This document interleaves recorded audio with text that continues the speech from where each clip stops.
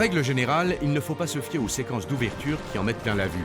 Souvent, c'est l'arbre qui cache la forêt, et passé celle-ci, la déception peut s'avérer immense. À ce titre, Eternal Ring fait partie de ce genre de jeu surprenant, mais hélas, dans le mauvais sens du terme.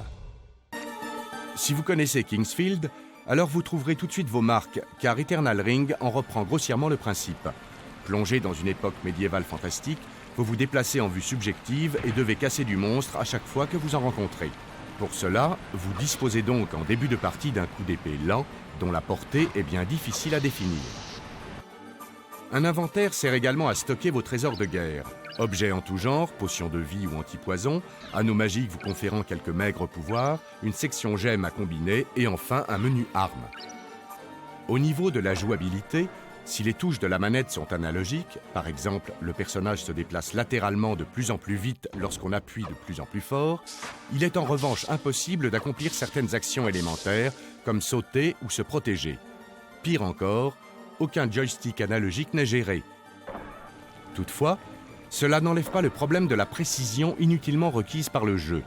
Il en est ainsi de même pour frapper un monstre ou pour parler à une personne. Il faut se mettre en face au centimètre près.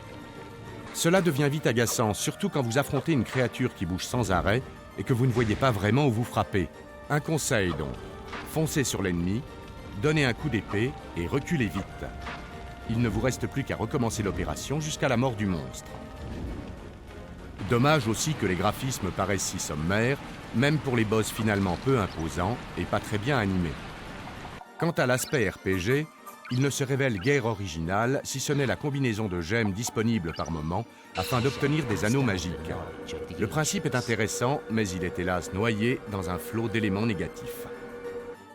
Une aventure peu passionnante et entièrement en anglais, une action répétitive et inaboutie, et enfin une absence d'options cruciales, il n'y a par exemple aucun plan, font de cet Eternal Ring un produit totalement dépassé et impensable, surtout sur PS2.